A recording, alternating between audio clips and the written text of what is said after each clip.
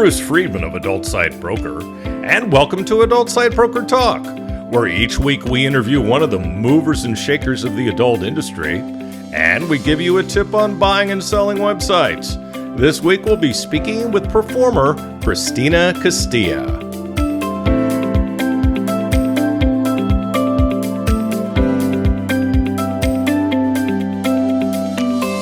Adult Site Broker is proud to announce the launch of our new website, Adult Site Broker 3.0, at adultsitebroker.com. The look and feel of the new site is nice and up to date and easier to navigate. The new site also has links to our affiliate program, ASB Cash, and our new blog.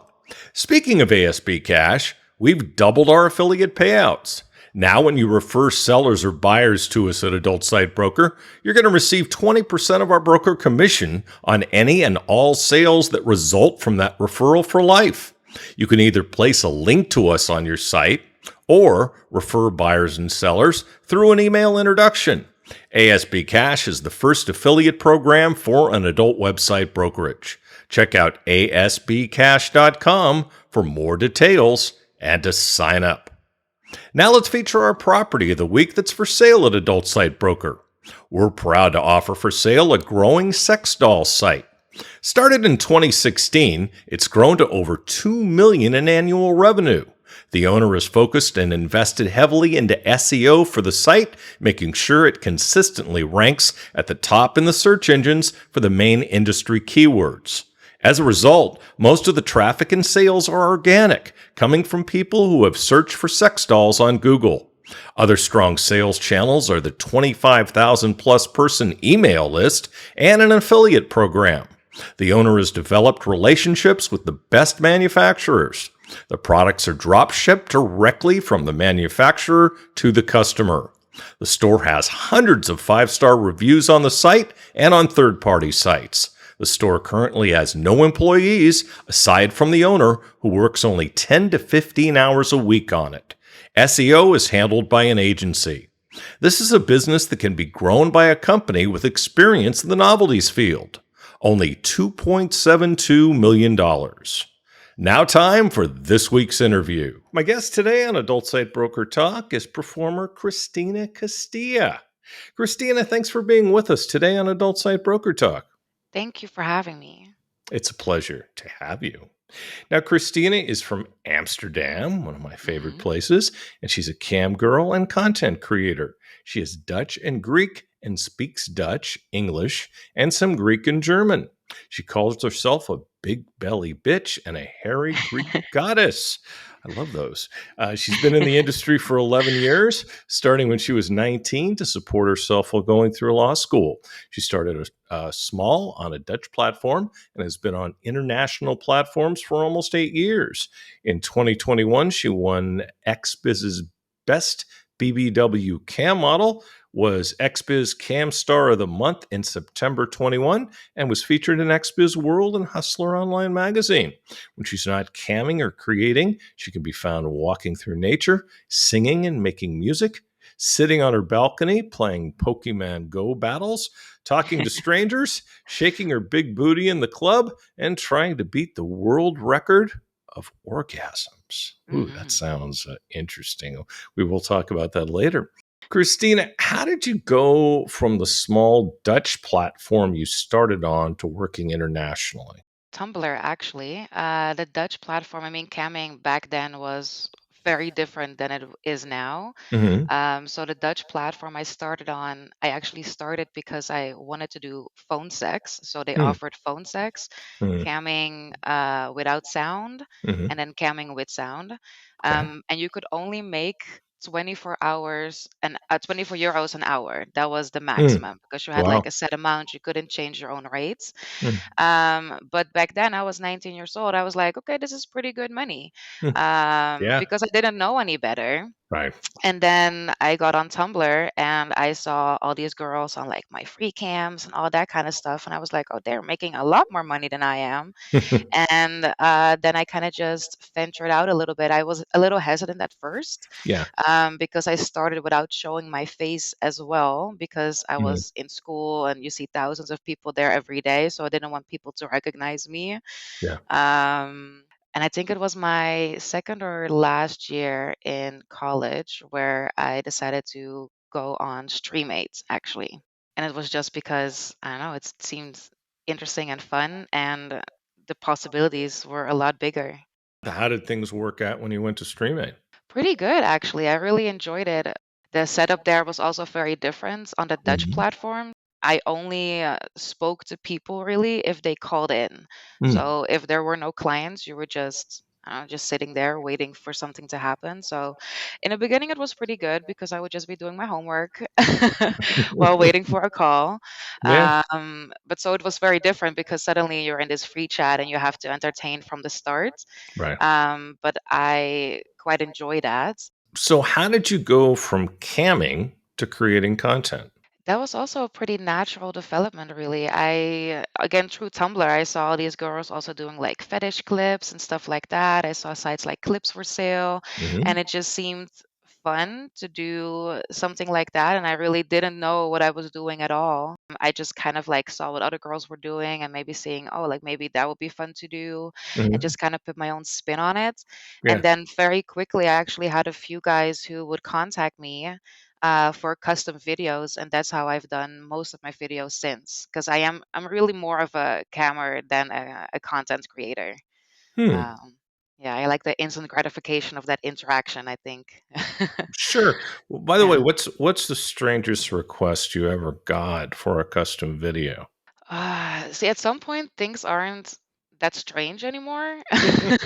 So it's like, Yeah, no what kidding, is the huh? strangest? Yeah, it's like, what is the strangest? At some point, it's almost more strange when they're just like, oh, can I just see your face? It's like, oh, that's all. That is kind of odd. But one that that was very unique. The first few strange ones for me were like 4 videos. Mm, So where the guy only wanted to see like my mouth close up and mm, like my sharp teeth, and then he had like this whole scenario played out, like mhm. like a small script where the gummy bears stole his car and I had to punish them. But I kind of like that because you can really get in character, like, yeah, I'm gonna punish these naughty bears. And I would use like Oh all of these god. different kind of bears. I've done like I think 15 videos for him like that. um and the most recent, I guess, odd one was a guy who, because I am Greek, so I have a Mhm, little bit of a girl stash, and like I mhm, have full hair. And this guy really liked girls with facial hair. mhm. And he wanted me to, with makeup, put like extra as if I had a little bit of a beard. Yeah, but I kind of look good with a beard. I'm not gonna lie. I was like, okay. I kind of fuckboy immediately. Funny. Started acting like a boy, but the whole thing was that he apparently once had a not so nice interaction with an ex-girlfriend of his where he caught her shaving. And I don't know if this is true or just a fetish, but the thing was that Mhm, he felt shamed. This is how he explained it to me. He felt shamed for actually liking girls with facial hair, so he was mm, really embarrassed about this for a long time. And he didn't ask for this, but I was like, okay, so we're going to play out this yeah, idea, but then I'm going to turn it into something that would have been an optimal fantasy for him. yeah, So I kind of took that scenario and twisted it to be kind of the same thing where he caught me shaving for a date night, and then we had this conversation, mhm, and it turned out that everything is okay if he likes girls with facial hair and he will be proud of me. And it was really mostly a talking video, mhm. very, I guess, girlfriend experience like. And it was something I've never heard or seen before. So I guess that might be the oddest one, because all the other odd ones you see people do a lot more. Oh, yeah. Yeah, before I got into the adult industry, uh, geez, my ideas then of what was odd and my ideas now of what are odd. It shifts. Yeah. Oh my goodness. I always say everything is weird or nothing is weird. And the same goes, Uh, everything is normal or nothing is normal. yeah, I mean, look, Yeah. everything's normal to somebody. Hmm. And that's why there's so many niches. That's why there's so many types of performers. Yeah. And hey, the old saying, whatever turns you on, which was a saying back when I was young, It still holds true. really does. Yeah. Absolutely. So why did you choose sex work over working in law after going to law school? And did you ever work in law? I graduated in 2015 and I had a few internships with like local municipalities and stuff like that. And I really noticed because I was doing sex work on the side and I was making really good money. So I was the only one that didn't have any student loans. I think people kind of thought I was like a trust fund baby or something because I didn't say that I had a job either. I just always had money. I saw the way they interact with people, and this was like Mhm. very I think it's called civil law in English, but I always just felt like the civilians were getting what can I can Screwed. cuss, right? Yeah, getting fucked over. It's Big like, but you time. can't expect normal people to know all of these rules. And it's like Oh, they were so excited all the time when they yeah. got to screw someone over that I was Oh, yeah. like, Oh, well, I yeah. don't like this. No. So, and then I got involved with this union, and I kind of said to myself, you know what? I'm almost graduating. I'm not going to use my degree unless I can actually do something where I can actually help people, maybe Mhm. something human rights involved. Until then, I'm just going to see where this goes. I'm just going to see, you know, if Sure. I can make more money with this because I never really planned on staying in it. It was just supposed to be a side job next Yeah, to school. right. And then only, I think, 2 or so months later, I was asked to start a legal office Mhm. at a union for sex workers. I coordinated that for a few years, again, doing sex work on the side because it was an NGO, so it really didn't pay a lot. It Right. was almost like volunteer work. So I did do that for a few years, I think about 3 years. Mhm. But for me, it was very and I don't know if I want to do something like that again because of this, because it is you are in control of someone's life basically, and Yes. if you don't Yes. help them properly, if you mess up, you Yes. really can mess something up for people's lives, Huge. possibly forever. Yeah. Absolutely. And that was weighing really heavy on me. And Yes. oftentimes, again, because you have all of these rules, if someone was only just a day late, you could just not do anything anymore. Right. And I would be staying up late at night trying to figure out things and working with Mhm. lawyers. And but oftentimes you just can't help people anymore. And Yeah. that was just weighing so heavy on me that I had a little bit of a burnout in 2018, and Mm. I was like, okay, well, I'm going to stop doing that. And then I went back to doing sex work, mostly full time. But then I Yeah. always have some kind of like side things here and there. I always Mhm. meddle into sex work advocacy and lobbying if I can, Good. because I just like to. I can. It doesn't let me go. Yeah, well, Yeah. look, as it should be. My favorite lawyer joke, by the way, California has a lot of lawyers, right? Hmm. And New Jersey has a lot of toxic waste dumps. You Hmm. know why that is, right? No. New Jersey had first choice. So, what's the main focus in your shows and your content? Well, my content, because it is mostly custom based, it kind of depends, and it really most of it is still like the BBW fetishes and the hairy niche. Mhm. And my cam shows are pretty diverse. Right. I've noticed that they change a lot as well. Like the older I get, the more younger clients I get, and not only Interesting. because I get older, but when I was in my early 20s, most of my clients were at least over 35, and most of them in their 40s. But then Hmm. now that I'm in 30 years old, a lot of my clients are like in their early 20s or Hmm. like 20 to 35, 40 at a max. I still have some older clients here and there, and I have a lot of clients that I had for 8 years on StreamMate. So Wow. I'm very grateful for that. Yeah, absolutely. Yes. But I would say still most of them, it's like 50-50. 50% is mostly what I call vanilla. So that's like your deep throating, which I absolutely love to do, Mhm. playing with your pussy, the squirting, Mhm. and then half of it is more fetish based. So whether that Mhm. be the hairy or maybe belly play, or I do a lot of dom stuff as well. So I have a Mhm. lot of cucks and sissies and all kinds of stuff like that. And my content is kind of like revolved around those kind of topics as well. Okay. So, how did you decide to venture into the hairy niche? Well, kind of naturally. Like I said, I'm Hmm. Greek. So at some Yeah. point, as we say in Dutch, it is vechten tegen de bierkai, which is just there is no fighting it. And for me, I also have very sensitive skin. I think I stopped shaving my armpits, I think like 2013. or so, mostly Okay. just because it was always irritating me, and I would always Yeah. get all of these really nasty bumps.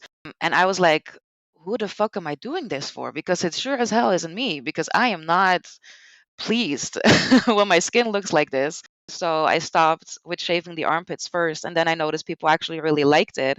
So I was like, okay, that's something, I guess. Slowly, it just progressed into just not shaving most of my body really. And sometimes I would get a little in a mood, and I'll be like, oh, I'm gonna shave my legs, or I'm Hmm. gonna shave the pussy lips a little bit here and there. But honestly, most of the time I just can't be fucked. And I really like hair as well. And I think it's just really nice, like rub your hands through the hairs, and it's just nice and soft. I know at some point before I met my current boyfriend, I went on a lot of Tinder dates. Some of the guys at first would be like, "Oh, I'm not gonna eat hairy pussy." And it's like, well, then I guess you're not gonna eat pussy because I'm not gonna shave for you, and then we're not gonna fuck either. Because if you're a man who's afraid of hair, then I don't. You're just not a man. You can have preferences, but if you're actually like adamant on, I'm not gonna fuck a hairy pussy, sir, good luck to you. Yeah, really. And the funny thing is that pretty much all of them basically became obsessed with it. Mm. And I'm convinced it's the hairy pussy magic. It's the pheromones that's in there, you know. I always say it's the flavor saver. That's what makes it taste so good. You're And funny. that's just kind of like how it naturally kind of grew. And Yeah. at first, the first few years, I guess like 2014 to basically 2020, 2021, I'm not good at marketing. Hmm. So I wouldn't even market with it. It was just kind of like, this is just who I am, and if you don't like it, you don't like it. But now thinking back, I should have been marketing with it like, hey, I'm a hairy bitch all along. I just Hmm. had a very big, not a disdain, but like, I don't know. I don't know. Like I said, marketing is my biggest downfall because I'm just, Many people. yeah, That's I don't know. that's the biggest downfall for a lot Yeah, of business people, actually. yeah. What is the world record for orgasms, and how close have you come? Pun intended. Because I think, if I remember correctly, I should have looked this up. It was 134 orgasms in 1 hour My for God. women. Yeah, for women. My It's either God. 134 or 136, but I want to say Oof. 134. For men, it's only 16 in 1 hour, and I feel like that's Only? easy. Oh, we can Only? do that in like at least 10 minutes.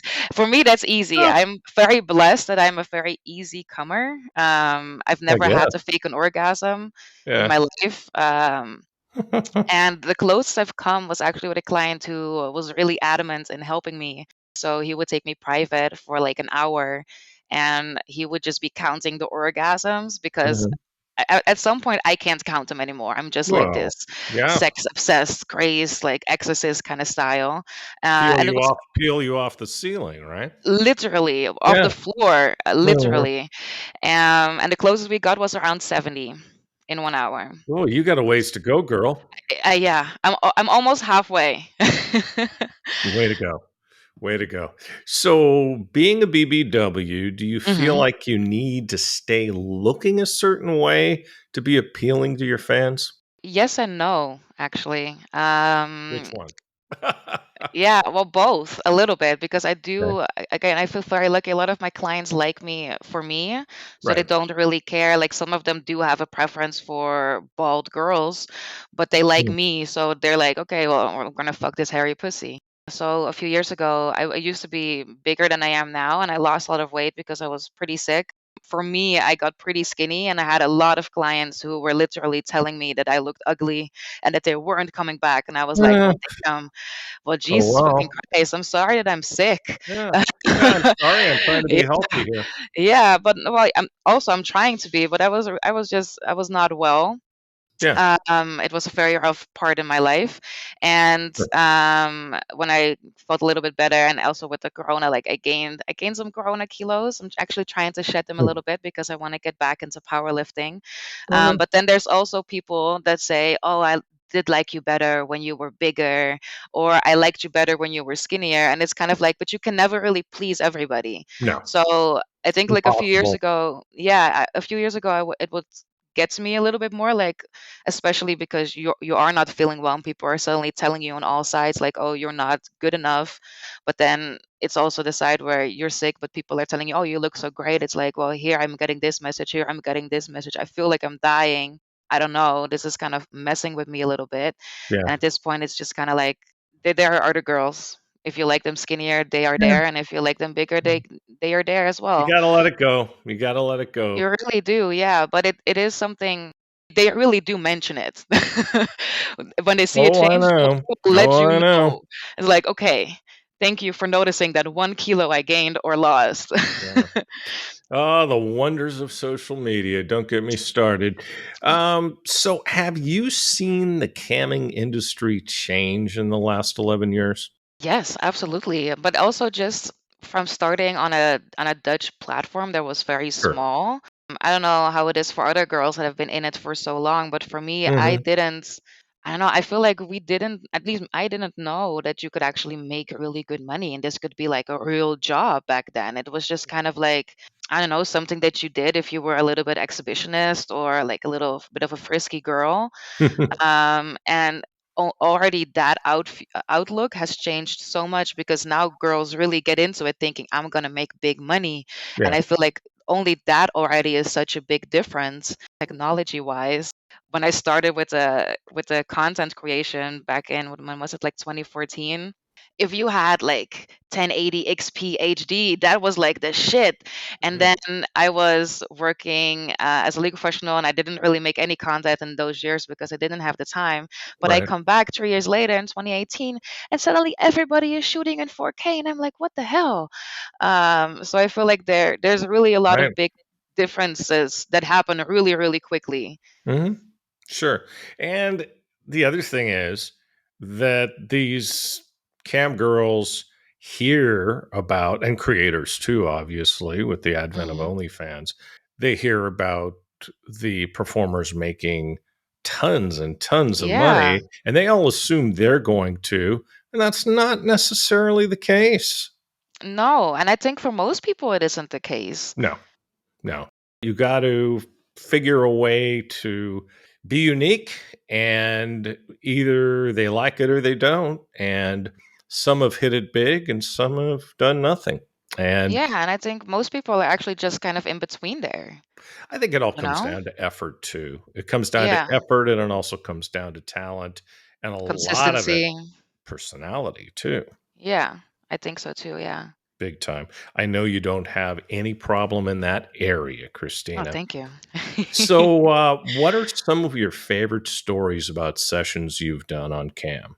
My very favorite, which has been a favorite of mine for many years now, was in 2016 in Holland. We have two Christmas days, so we have Mhm. first Christmas Day and second Christmas Day. Yeah. And I was with family on second Christmas Day, and I wasn't actually even supposed to be online that Mhm. day. Right. I think this was in 2016, and but I was home earlier and I was a little tipsy and I was like, fuck it, I'm just gonna get online and see what happens. And there was this guy who was talking to me, and at first I kind of thought he was like a troll or something because I don't know, he was talking kind of like he wasn't responding to what I was saying, but he Mhm. also it was weird. And then he asked for cam to cam, so I told him, okay, sure, in exclusive, and I was like, let's see what this guy's up to. And he took me private and he kept doing the cam to cam request. So at first I was a little annoyed. I was like, no, you have to take me exclusive. But Mhm. then he kept trying it and he wasn't leaving, and you can't really kick someone out. At least I still haven't figured out how to without going offline. So I was like, okay, fuck you. I'm gonna be mad at you, and I'm just gonna accept your cam, and I'm gonna shout at you or something. I don't really know what I thought. And he turned his cam on, and immediately I could tell that, and I'm not trying to be rude here, but it could tell that he was clearly very autistic or something like that. Aw. And so immediately I softened up, and he seemed Mhm. really, really nervous as well. Like I Yeah. have OCD as well and ADHD, and I have a Mhm. lot of like tics and stuff that I do, and especially Mm. when I was younger, when I was really nervous. So I noticed a lot of those in him. Yeah. So I just started having a conversation with him, and Nice. again, he was really, really nervous, and I just pointed out the things I saw, but keeping them to myself. So I was like, when I'm nervous, I do this or this or this. And do you have that as well? And when I mentioned those things, he seemed really elated. He was like, oh my Hmm. God, I've never spoken to anybody else who feels like that. Wow.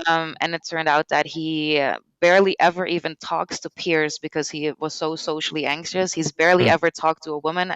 I Wow. was, I think, what was I, 25 at the time, something like Yeah. that. He was in his 30s.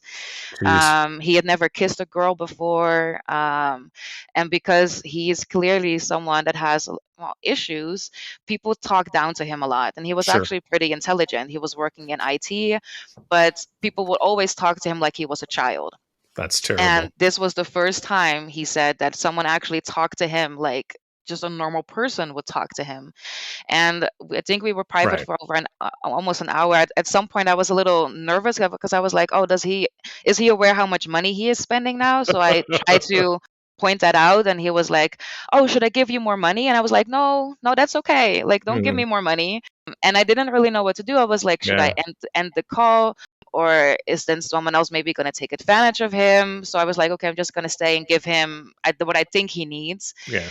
And he was so sweet. At some point, he got out his guitar. He was like, "Can I play a song for you?" Oh, And then that's he was lovely. singing and playing his song. And Nice. we were having such a nice conversation. He was sharing so much of himself with me. And over the course of that hour, you could literally see such a change in him as a person.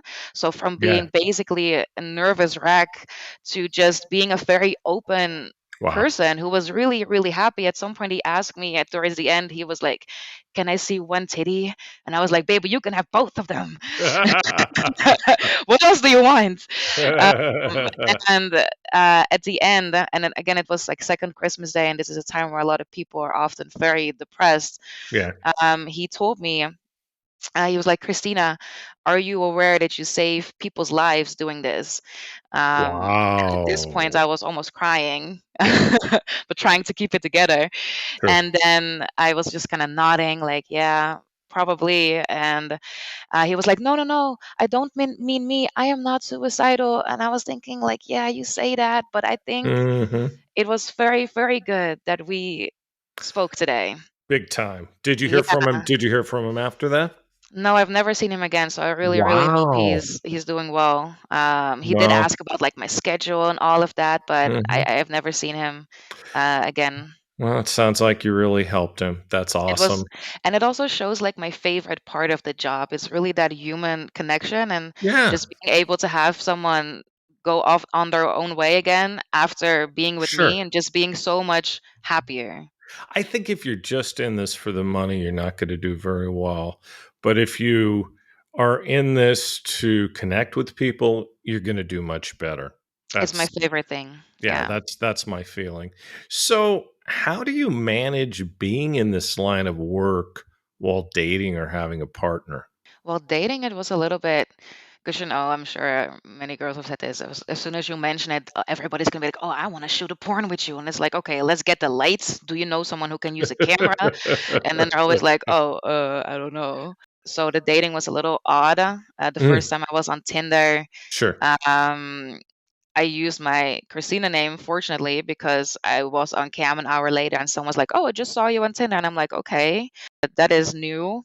Mm. And I've had many guys who I would like share my number with, or maybe I even met up with that then would send me like a link from Pornhub, like, "Oh, I found you here." And I'm like, "Oh, Jesus, now I never want to talk to you again because the way that you approach me, like you can approach me in a normal way about this." Right. But my boyfriend actually, he's been very open-minded from the start. Good. Um, and he knew what I was doing as well. So if he at some point felt like this was not something he would be okay with, he had a lot of time before we really got serious to figure Sure. that out. And I think what also helps is that it is just through a screen, and even though you have that human connection, Yeah. um, the way he says it again, it's in Dutch. Niemand anders mag aan mijn gebakje zitten, which kind of translates to nobody else gets to touch the cake. Like they can look at it. He likes to show me Right. off. Sure. Even in just daily life, he loves to show me off. He loves when people are looking at me, as long as nobody else gets to touch it. Well, Um, sure. And the other yeah. the other part of it is this. You live in Holland.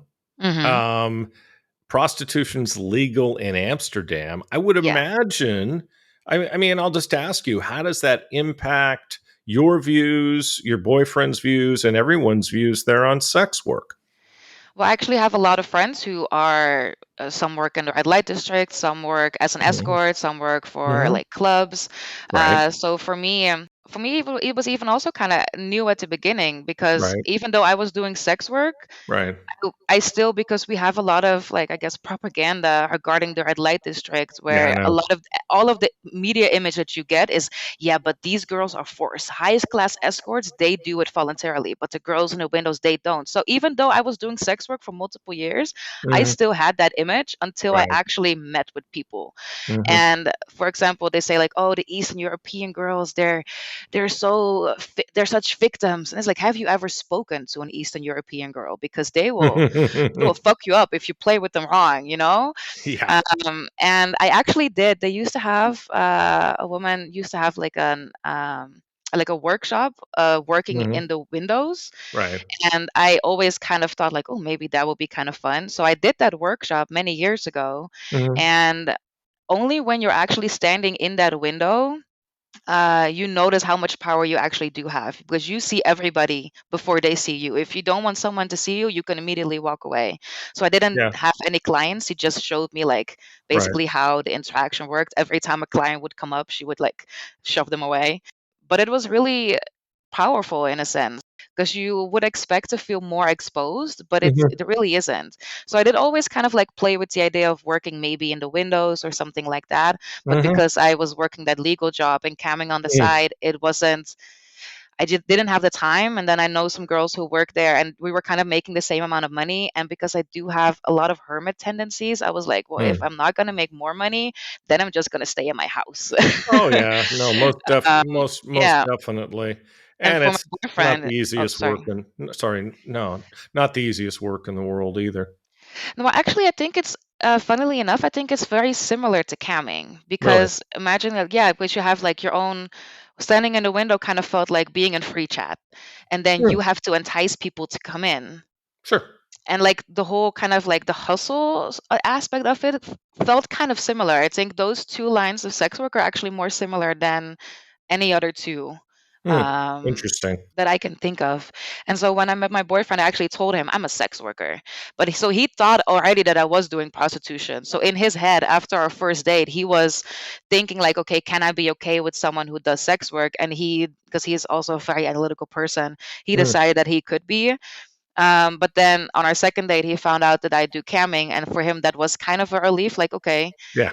So then, but also it was like, and I don't want to sound again like homophobic or something. Obviously, I'm Hmm. not, but it is, and I can understand that. Like I like to be shared, but I wouldn't Hmm. like to share.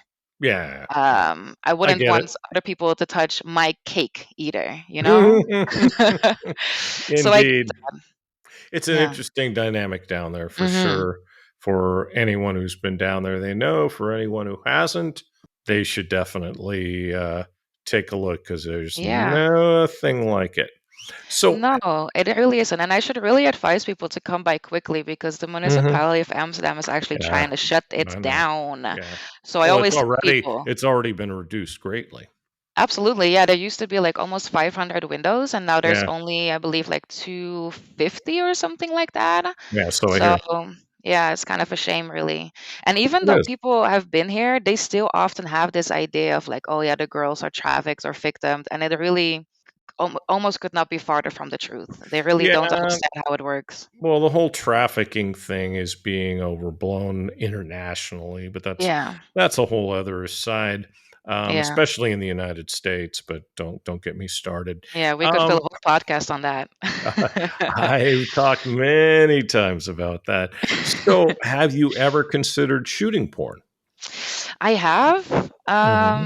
and I already like years ago, I would have like pretty well known names like shoot in my DMs, like, hey, would you want to shoot together? But because I am here and most of the people are in the States, my response usually would just be like, yeah, but I'm over here, so I guess that's not really going to work out, because I was more interested back then. And then sometimes they would be like, Sure. oh yeah, but I'll be in Germany then and then, or I'll be in the UK then and then. Maybe either I can fly out or I can fly you out. And but clearly there was a part of me that didn't really want to necessarily, because I've never really pursued it, even though I could have. And I even never even shot, well, we shot like personal home videos. Hmm. But with my boyfriend, I don't know. And at this point, I don't know if I still want to do it. I think Hmm. I do need more videos with at least a dick in my face, because it really brings out my features nicely.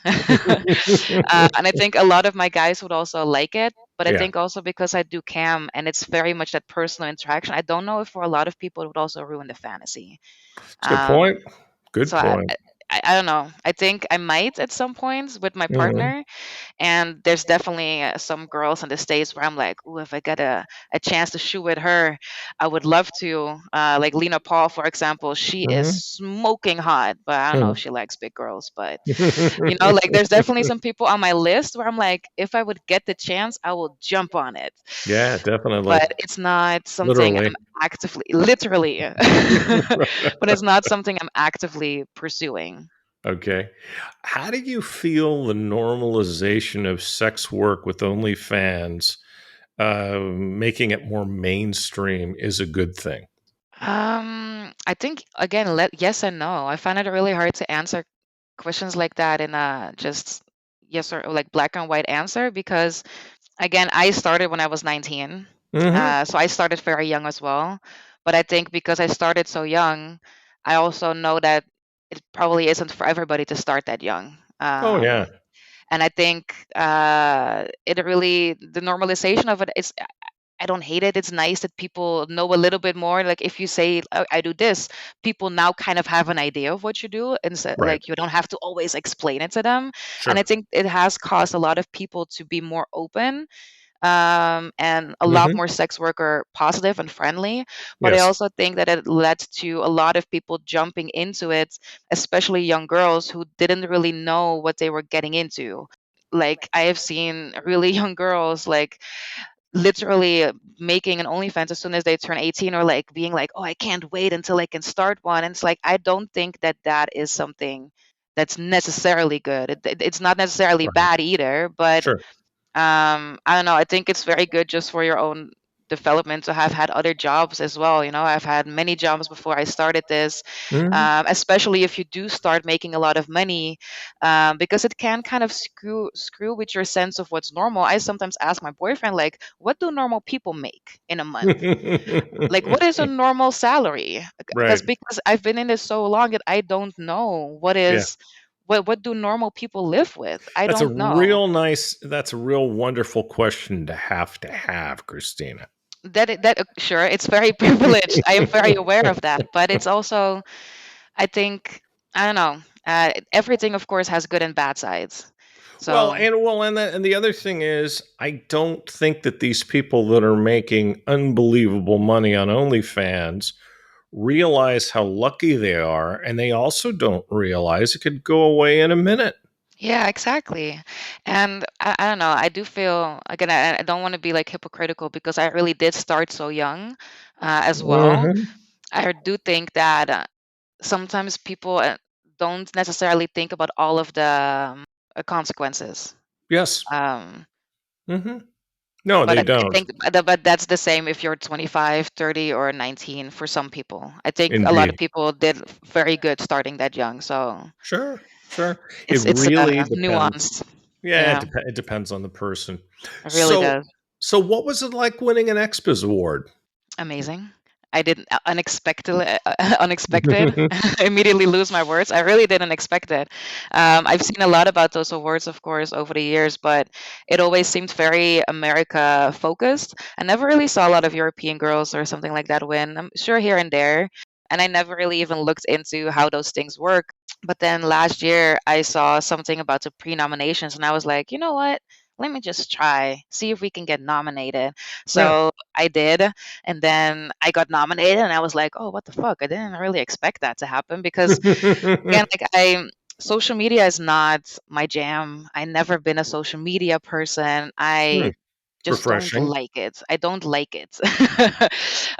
When social media was coming up, I was just smoking weed with the homies in the park. Like it was never my thing. But since I guess also like early 2021, I was like, okay, because I knew for years that I really need to get into this, but I was so again resistant, just like with that hairy marketing. I was like, I just don't want to do it. I was like, okay, I need to. So I only Right. had like, I don't know, maybe 3 or 4 thousand Twitter followers, which is not a lot compared to a lot of the other girls that were nominated.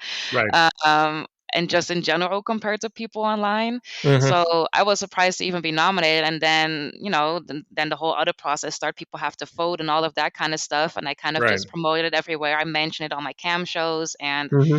I was on there for like good 7 years at the time, and I guess a lot of people really do fuck with me. At some point, I was like, "Oh, maybe I actually have a shot," because people were telling me they were voting. But then I look at some of the other girls, and they had like millions of followers on Instagram, and I literally just threw my phone away, like, this shit is never gonna happen. And then it actually did, and I was in shock. I don't know what else to say. Yeah, that's My mom awesome. was proud of me. I bet. Yeah, she said that she happened to wake up at the right time because she Hmm. called me, but I think that she actually just stayed up really late, just like I did, to see if I would Oh, win. that's sweet. Yeah, she's really sweet. It was kind of mind blowing, really. Yeah, That's fantastic. yeah. So, what's your biggest challenge working in this industry? Marketing. You And mentioned, the yeah, you yeah, mentioned that. and the social media. And again, I think it's also because I really do have these hermit tendencies where I really do love talking to people, and strangers is one of my favorite things. Meeting new people is one of my favorite things. But that is Hmm. like, again, like the instant talking thing. So Right. like what we're doing now. But when you do it like on the social media, then I have time to think, and then you have to word it right because you have like a word limit. And Hmm. as soon as I have time to think, that's generally where I get stuck a little bit because Yeah. I can be an overthinker. So I either have to do something immediately, Right. or it's really hard for me to get to it. Yeah. So absolutely that, yeah. Okay. Christina, where can people find you? Everywhere. They can find me at bigbellybitch.com, which Okay. leads you to my OnlyFans. ChristinaCams.com, which leads you to my cam profile. Hmm. And on social media, I am at Tina underscore Castalia, Castalia. And I believe I have a link tree at ChristinaCastalia.com where they can find all of that. And I do have a website in the works, which will also be at ChristinaCastalia.com. Christina, I'd like to thank you for being our guest today on Adult Site Broker Talk, and I hope we get a chance to do this again real soon. I would love that. Thank you so much for having me. I had a great time. Thank you. My broker tip today is part 8 of what to do to make your site more valuable for when you decide to sell it later. Last week, we talked about information needed to give the buyer and being transparent with the buyer. Here's more information on what to give a potential buyer. How well has your content been protected from piracy, and what steps have you taken to protect your content? Are you using a piracy takedown or monitoring service? These are important facts to know. What promotional tools do you offer to your affiliates? The more tools you offer, the more successful your affiliates will be. What is your traffic breakdown by country? Tier 1 countries like the USA, Canada, the UK, Germany, and Australia are the most preferred. Add in anything else that will add value to the sale of your property that you can think of, such as what custom scripts do you use? What content management system software is on your site? Do you use billing or affiliate software like Nats? What is your retention rate? How you retain your members is of the utmost importance. How many joins and rebuilds do you have a day? Do you buy advertising, and if so, which kind? Can your content make more money in the DVD or VOD markets, or have you already taken advantage of this? How much did you spend to produce or buy the content that's on your site? What do you believe the content is worth now? We'll talk about this subject more next week. And next week, we'll be speaking with Julie from Primetime Cams. And that's it for this week's Adult Site Broker Talk. I'd once again like to thank my guest, Christina Castilla. Talk to you again next week on Adult Site Broker Talk. I'm Bruce Friedman.